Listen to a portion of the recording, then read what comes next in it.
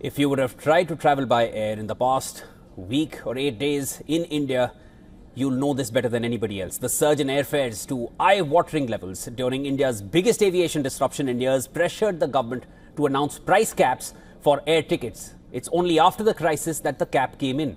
However, the real question is if that measure is too little, too late. And also, why is there a cap only after a crisis? Why not before? Why is it not a proactive measure? With airfares surging as much as 10 times on some routes, even 20 times in certain routes, as common as Delhi-Bombay, and more costly than international travel. The Ministry of Civil Aviation on Saturday invoked its regulatory powers, ordering all airlines to follow mandatory airfare caps to prevent any opportunistic pricing during this crisis. Now, the Aviation Ministry, in a notification, it capped domestic airfares for all airlines. The cap is based on the distance. For under 500 kilometers, the cap is 7,500 rupees or about $85. For 500 to 1,000 kilometers, it is 12,000 rupees. For 1,000 to 1,500 kilometers, the cap is 15,000 rupees, and for anything above 1,500 kilometers, it is 18,000 rupees. And 18,000 roughly translates to about $200. Those are the caps, again temporarily installed. While after the cap notification, the prices have dropped on official airline websites, ticket costs on some partner booking websites still remain high. The surge in airfares is not a new trend in India. For air travelers, peak season and last-minute bookings almost always means higher ticket costs. Now, the current crisis drew the government's attention because of the scale of the disruption and the cancellations across the country. Number of flights disrupted ran into the thousands over the past week. So the question is, if the government has the ability to cap these airfares, should that not be a norm rather than a crisis measure? The country's reluctance to liberalize air travel and open up the sector has made it one of the most expensive domestic aviation markets. Chronic policy failure and regulatory delay, they are directly responsible for the monopoly-like situation that IndiGo controls, and it has nearly 60% of the market in India. Whose fault or whose cause is that?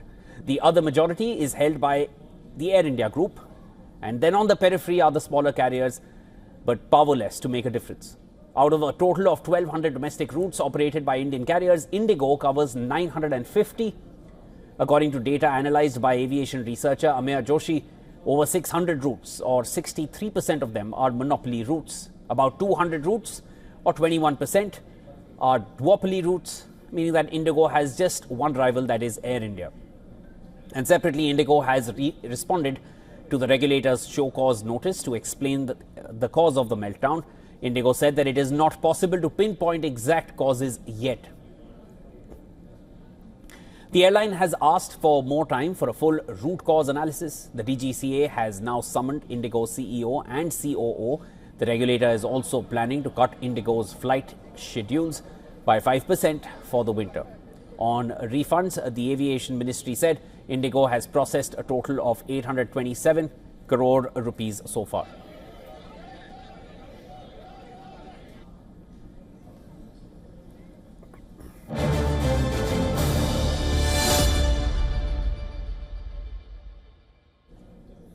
All right, to discuss this further, I'm now being joined on the broadcast by aviation expert Captain Amit Singh. He's joining me from New Delhi, and I'm also going to be joined by Jayant Krishna, Senior Fellow, Center for Strategic and International Studies. Mr. Krishna has led key initiatives of the Indian Prime Minister's Skill Mission as CEO, COO. Captain Singh, let me start with you first. Now, India is the most expensive domestic aviation market in the world. Why couldn't a step like this, price capping, have been taken proactively by the government instead of waiting for a crisis of this scale when ticket prices surged past 5 to 10 times, even 20 times the normal rates? Well, price capping should have been the obvious measure when any sort of pressure is put on the system, either whether it is because of weather disruption or technical disruption, anything. But what I don't understand is there is a tariff sheet which is prepared as per Rule 135 and Air Transport Circular 1 of 2025. That is mandatory for all airlines to publish their tariff sheets. That gives a band of tariff from the lowest to the maximum that they can charge. So it has to be transparent. For that purpose, it is published on the website, or if not on the website, they are supposed to publish in the newspaper. So that already caps your maximum tariff. So, for example, if you want to charge 90,000, that is beyond the tariff sheet. So that can be challenged by the DGCA. That is a violation of the car, actually.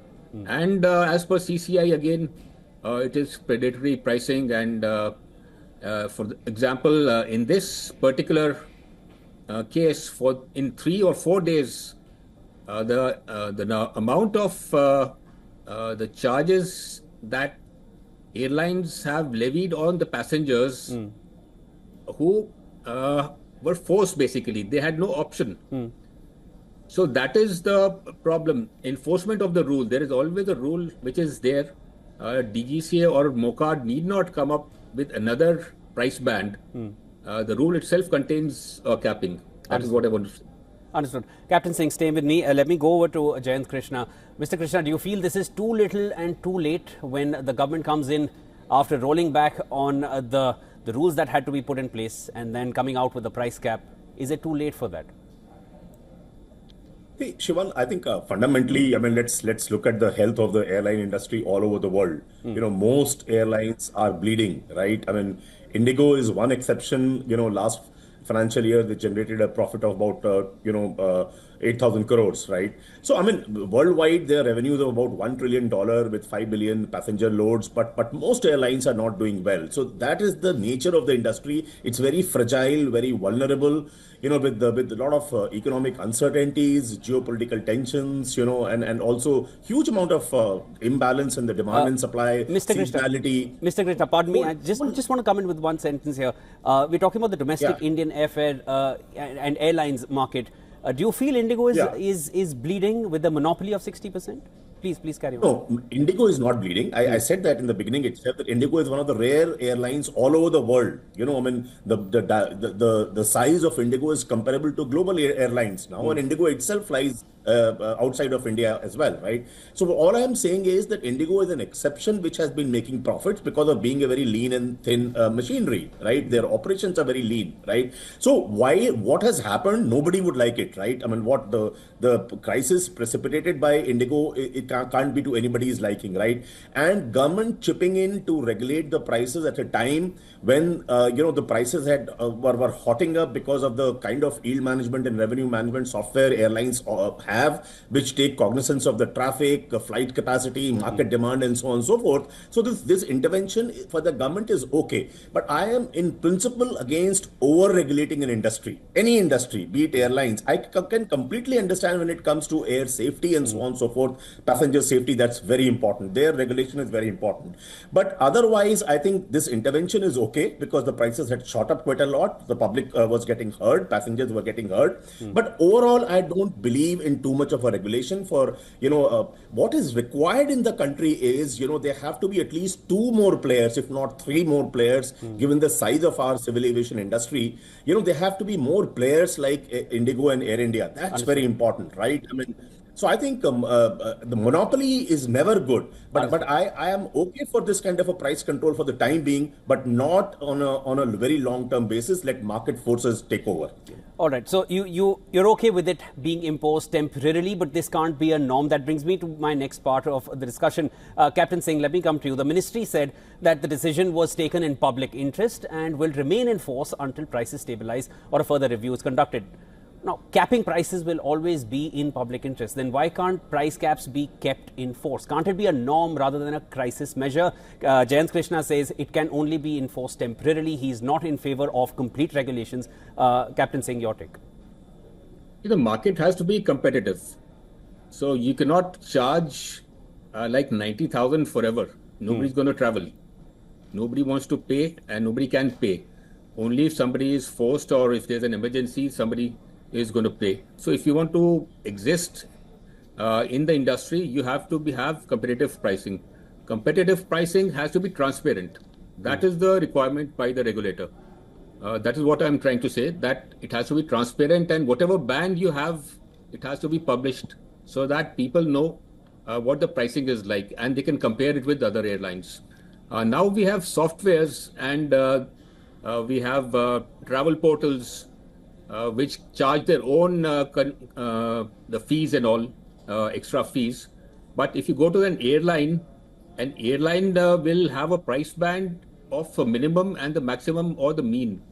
And if you look at the CASK of the airline, like IndiGo, it is around 4.4, whereas other airlines, even SpiceJet is around 6, Air India is around 6. So their cost is, IndiGo keeps the cost low, whereas the revenue is about 5.5. So they are making money seat, mile, kilometer, and whereas other airlines are going to bleed at the same time. So there has to be a difference in pricing, whereas and the services offered. So IndiGo, if they offered low pricing, they do not offer meals, etc., which other airlines offer. They earn again from ancillary sales. So that is their strategy, which is working for them. Understood.